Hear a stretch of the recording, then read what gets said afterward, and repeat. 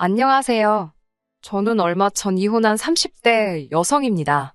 제가 이렇게 사연 속 주인공이 될 줄은 모르고 그동안 울고 웃으며 다른 사람들의 이야기를 들어왔네요. 그런 저에게 이런 일이 생길 줄 누가 알았을까요? 저는 개념을 상실한 신우와 그런 신우를 감싸고 도는 뻔뻔한 남편과 시어머니 때문에 이혼했습니다. 저희 친정부모님은 순두부 식당을 하십니다. 할머니 때부터 해오던 가업이라서 단골 손님도 많고 다른 지역에 두 개의 지점도 가지고 있습니다. 방송에도 여러 번 나왔고요. 덕분에 크게 부자는 아니어도 경제적으로 어려움 없는 환경에서 자랐습니다.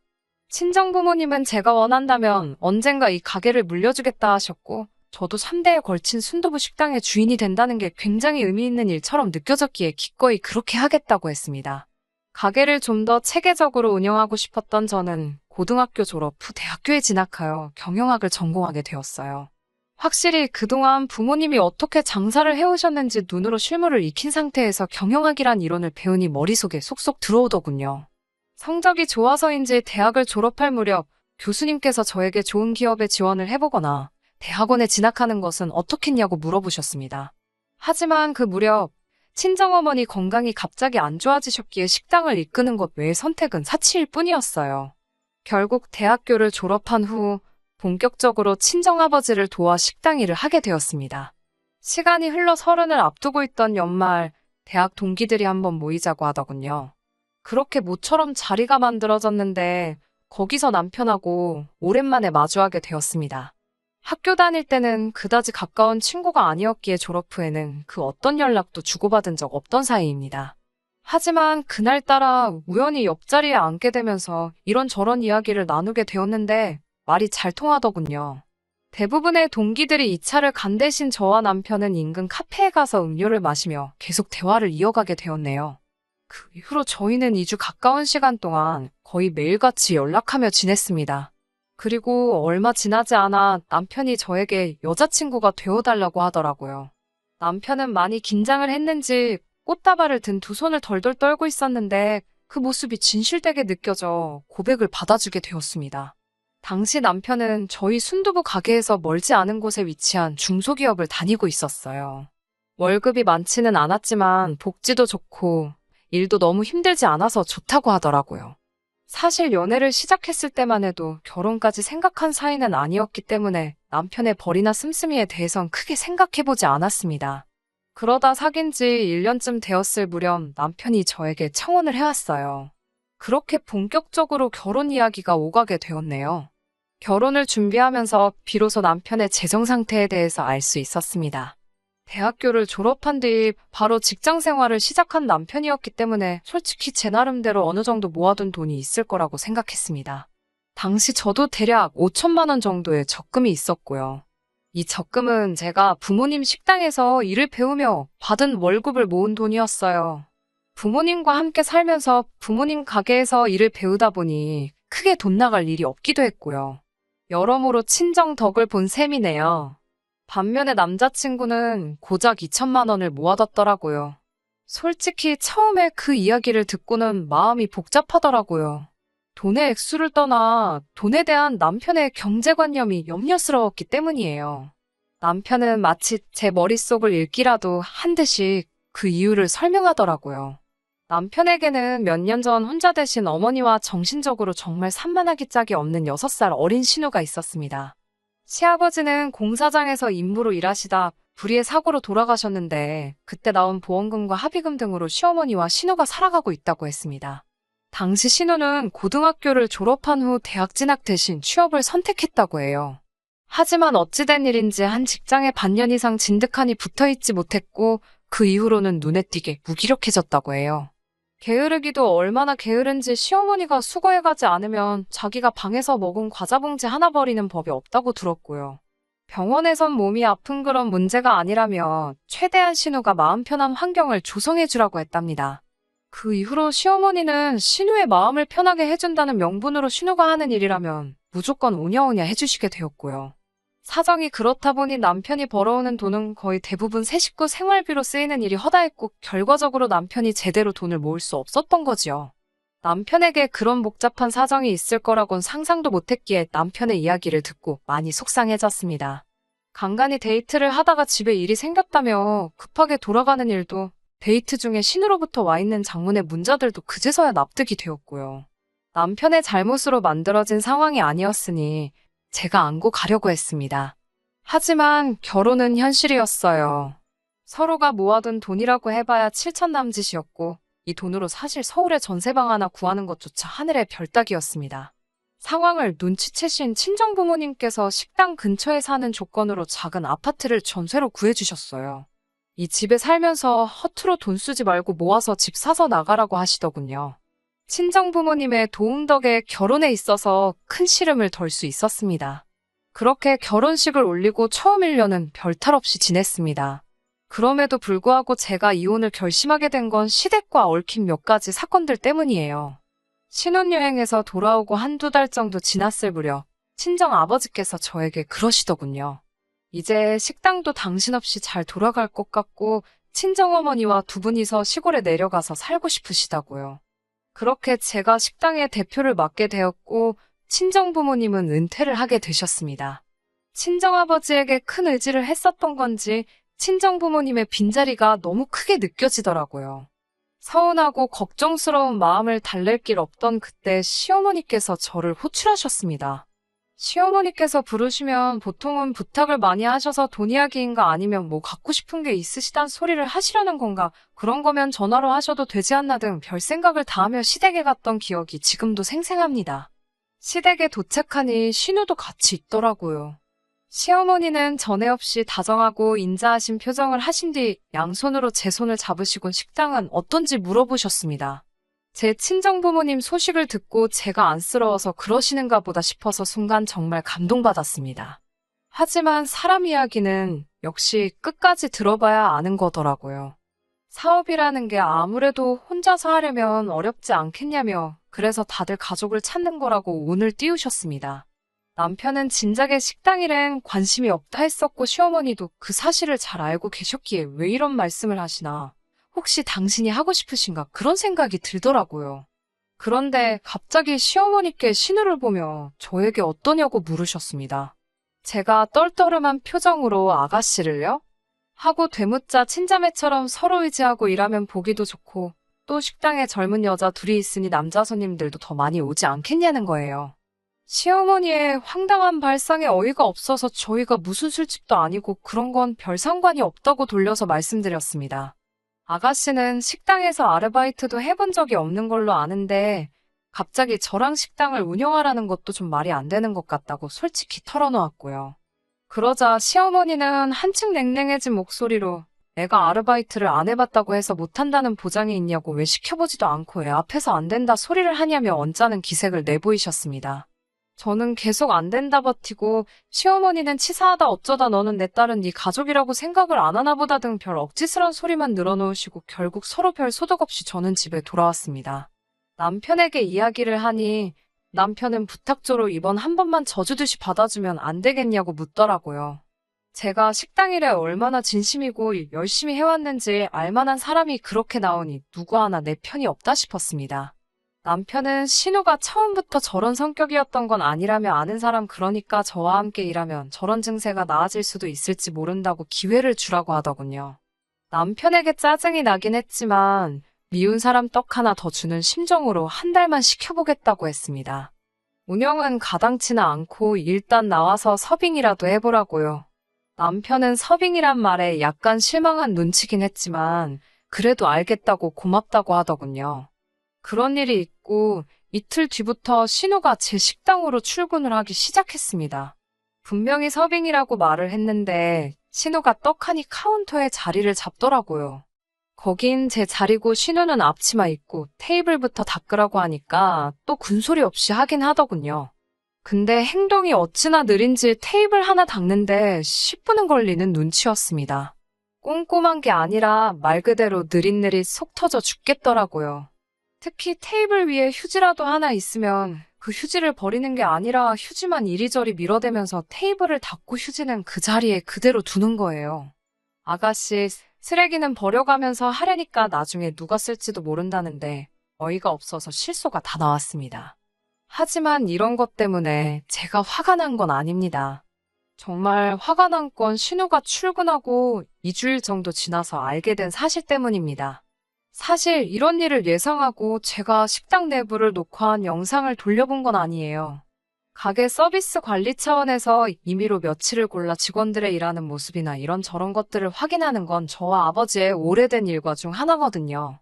그리고 그 덕분에 충격적인 사실을 알게 되었습니다. 제가 점심을 먹으러 가거나 잠깐 볼 일이 있을 때 카운터를 비우는 경우가 있어요. 그러면 손님들은 카운터 앞에 있는 금고 같은 곳에 돈을 직접 넣고 가십니다. 카드 결제는 직원 누구나 도와드릴 수 있고요. 그런데 신우가 손님들에게 현금을 직접 받아서 주머니에 넣는 장면이 몇 번 보이더라고요. 설마 싶은 마음으로 끝까지 신우만 주시하며 영상을 두세 차례 돌려봤지만 그 돈을 신우가 금고에 넣는 장면은 보이지 않았습니다. 당연히 저에게 주지도 않았고요. 황당하고 어이가 없더군요. 고민 끝에 이 영상을 남편에게 보여주었습니다. 남편도 황당하고 창피한지 저에게 미안하다고 하더라고요. 당장 아가씨 머리를 다 밀어버리겠다며 분노를 하기도 했고요. 저는 시어머니께 이 일을 알려야 할 것 같다고 했고 남편도 그러는 편이 좋겠다 하여 시댁을 찾아갔습니다. 그날은 식당이 문을 닫는 날이었기 때문에 신우도 집에 있었습니다. 신우가 저에게 무슨 일로 왔냐고 묻는데 순간 신우에게 먼저 어찌된 일인지 자초지종을 물어보는 게 먼저겠다는 생각이 들더라고요. 신우 방에 들어가 영상을 보여주었습니다. 그러자 신우는 당황한 듯한 목소리로 저에게 언니가 월급을 안 줘서 그랬다는 겁니다. 제가 한 달도 일을 안 했는데 무슨 월급을 말하는 거냐니까 저도 금고에서 돈을 가져가지 않냐는 거예요. 저는 그 식당 주인이기도 하고 제가 금고에서 돈을 꺼낸 이유는 식재료 결제 대금이었거든요. 어처구니가 없어서 주인인 저랑 아가씨랑 갔냐고 물었습니다. 아가씨가 하는 말은 점점 더 기가 차더라고요. 자기는 공동운영자라고 듣고 일을 하게 된 거라며 말도 안 되는 억지를 부렸습니다. 결국 시어머니께 영상을 보여드리며 저는 신우를 저희 가게 아르바이트생 정도로 생각하고 있다고 말씀드렸습니다. 사회생활 경험이 필요한 것 같아 기꺼이 기회를 주었을 뿐이라고요. 하지만 이런 식으로 저와 이야기도 없이 손님 돈을 받아 챙겼다는 사실을 안 이상 저희 가게에 나오게 할 수는 없다고도 이야기했습니다. 그러자 시어머니는 신우에게 왜 그랬냐며 한마디 하시고는 저에게 공동운영자인 줄 알고 그랬다 하니 이번 한 번만 넘어가 달라고 하셨습니다. 그러면서 저에게 월급은 얼마나 생각하고 있었냐고 물으시길래 아까도 말씀드렸다시피 아르바이트생 그 이상도 이하도 아니고 하루에 보통 4시간 정도만 나오신다 했으니 100만 원 정도 생각하고 있다고 말했습니다. 그러자 신우가 한 달에 100만 원이냐며 말도 안 된다고 자긴 그럼 안 하겠답니다. 안 한다는 사람 사정에서 일하라 할 생각도 없었기에 그럼 하지 마시라고 하니까 시어머니께서 저더러 너무 인색하다며 제 친동생이어도 그러겠냐고 따지시더군요. 저에게 뭘 맡겨놓으신 것도 아닌데 너무 당당하게 따지시니 오히려 순간 제가 뭘 잘못하기라도 한 줄 알았네요. 저는 시어머니께 엄밀히 말하면 지금 신우가 절도의 횡령을 한 거나 마찬가지라고 제 손에는 지금 증거도 있다고 저 자극하지 마시라 했습니다. 그제서야 시어머니는 저에게 방에 들어가서 이야기하자며 저를 데리고 안방으로 향했습니다. 신우는 뭐가 그렇게 잘났는지 저를 뚫어지게 노려보며 씩씩거리고 있었고요. 안방에 들어가니 시어머니께서 태도를 바꾸시곤 자기 딸이 아픈 사람인 거 저도 알지 않냐면서 이번 한 번만 넘어가 달라고 하셨습니다. 가뜩이나 아픈 애 기죽여서 뭐하냐며 더 이상 신우한테 뭐라고 하지도 말라고 하셨어요. 아르바이트생이라고 생각해도 좋고 100만 원만 줘도 좋은데 신우한테 직접 티는 내지 말랍니다. 제 속으로만 그렇게 생각하고 겉으로는 공동운영자 대우를 해주면 안 되겠냐고요.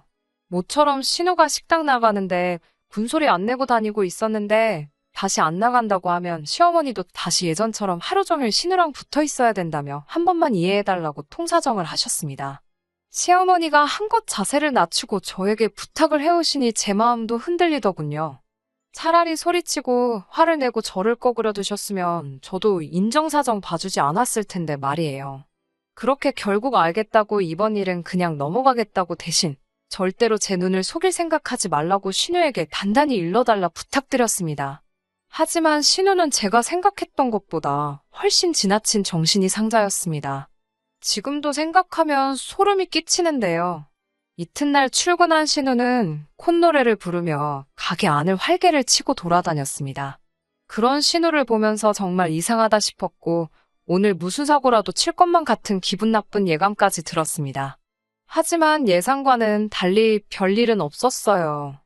그런데 저녁 장사가 끝나갈 무렵 배달 갔던 몇몇 손님들에게 전화가 걸려왔습니다. 순두부찌개에서 은색 철수세미 같은 게 나왔다는 거예요. 전화뿐만 아니라 인터넷 배달 주문 후기에도 이물질이 나왔다는 글이 올라왔습니다. 도무지 납득이 되지 않았어요. 100번 양보해서 한두 손님이 그런 불편한 경험을 하실 수 있다고 해도 어떻게 그날 배달 나간 모든 손님들 음식에서 동일한 이물질이 나올 수 있겠어요. 8 손님 중 5분에게 그런 컴플레인을 받고 설마 싶은 마음에 다른 3분께도 직접 전화를 걸었습니다. 식당 주인 입장에선 손님에게 먼저 저희 음식에서 뭐 이물질이 나왔냐고 묻는 것 자체가 저희는 음식을 제대로 관리하지 못합니다라는 고백이나 진배였기 때문에 속상한 마음을 감출 수가 없었어요.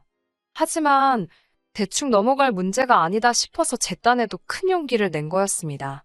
그러자 3 손님 모두 맞다고 이물질이 있었다고 이야기해 주시더군요. 얼마 전까지 주방에서 실제로 철수세미를 썼었기에 얼마 전이었다면 정말 저희 실수였을 수도 있습니다. 하지만 철수세미는 그때 이후로 더는 사용하지 않고 있었기 때문에 더욱더 오늘의 사건을 이해할 수가 없었지요. 저는 주방 이모에게 혹시 오늘 주방에 이모님 말고 누가 들어온 적이 있었냐고 물었습니다. 주방 이모는 저희 가게에서 10년도 넘게 계셨던 분입니다. 주방 이모는 그렇지 않아도 이 이야기를 해야 하나 말아야 하나 싶었는데 잘 됐다며 제 신호가 몇 번이고 들락거렸답니다. 특히 포장이 들어올 때마다 도와준다며 어찌나 걸치적거리게 굴었는지 성가셔 혼났다고요. 유난히 손님도 많고 바빠서 제가 호래신경을 많이 쓰기도 했었고 제가 거래처랑 통화하는 일로 몇 번 자리를 비운 사이에 있었던 일이더라고요. 결국 어쩔 수 없이 주방이 녹화된 영상을 돌려보게 되었습니다. 지난해부터 배달 주문을 시작했는데 주변 가게 사장님들이 혹시 모르니 만일의 경우를 위해 설치하라고 해서 해둔 거였습니다. 영상을 확인하곤 경악을 금치 못했습니다. 찌개류를 포장할 때 압축 비닐을 씌우는 기계가 있거든요. 그 기계에 음식이 담긴 그릇을 놓으면서 순간 주머니에 있는 무언가를 꺼내서 휘리릭 섞고 있었습니다. 그날 들어온 모든 주문 음식에 전부 다 같은 짓을 했어요. 더는 참을 수가 없어서 남편에게 전화를 걸려다가 그래도 자기 동생인데 또 감사가 돌까 싶어서 그 길로 그냥 시댁으로 쫓아갔습니다. 시댁에 도착하니 시어머니가 무슨 일이냐며 현관을 열어주셨어요. 저는 너무 화가 났던 탓에 인사도 제대로 하지 않고 신우방으로 뛰어들어가다시피 했습니다.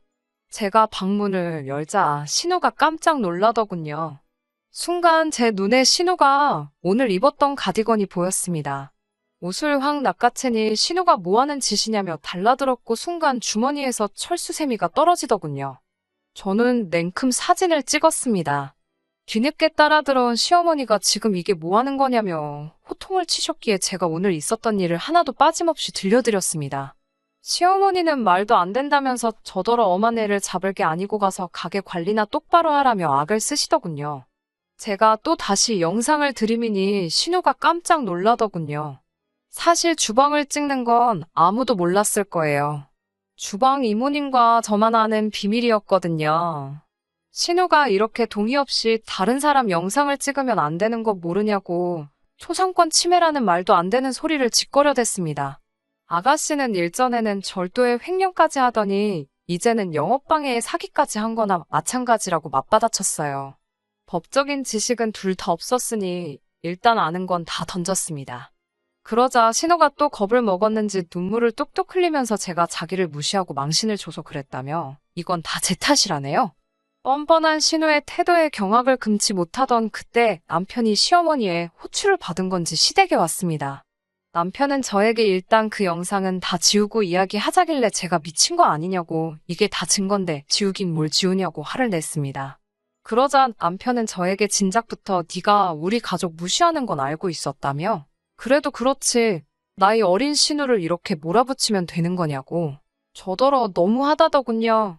그제서야 이 인간도 내 편이 아니구나. 남편이 남의 편이라더니 그 말이 진짜라는 걸 알겠더군요. 결국 저는 이틀 뒤 변호사를 찾아 신우를 고소했습니다. 시어머니와 남편에게도 신우를 고소했다 이야기했고 남편에게는 곧 이혼 소송을 시작할 거니 소송하기 싫으면 적당히 합의하고 끝내자고 했습니다. 남편은 처음에는 소송할 테면 하라고 그럼 네 재산반은 자기 거라는 말도 안 되는 소리를 하더라고요. 그래서 자기가 기여한 거 하나도 없고 다 친정부모님이 나한테 주신 거니 개꿈 깨라고 했습니다. 며칠 뒤 남편도 어디 가서 알아볼 만큼 알아봤나 봅니다. 자기가 잘못했다며 신우 정신머리도 따끔하게 고쳐놓을 테니 적당히 하고 그만하라더군요.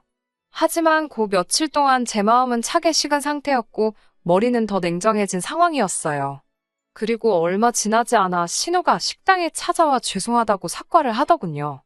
자기가 내켜서 하는 건지 시켜서 온 건지 알 길은 없었지만요. 저는 그렇게 미안하면 신우가 쓰는 소셜미디어에 반성문을 써서 올리라고 했습니다. 그 정도 배짱도 없이 그런 짓을 한 거는 아니겠죠라고 무르니 입술을 꽉 깨물고는 저를 또 쳐다보더군요. 정신 못 차렸네 싶었지만 저도 사실가게 일 때문에 바쁘고 더 이상 끝나버린 이 집안 식구들이랑 시간 낭비는 하기 싫었습니다.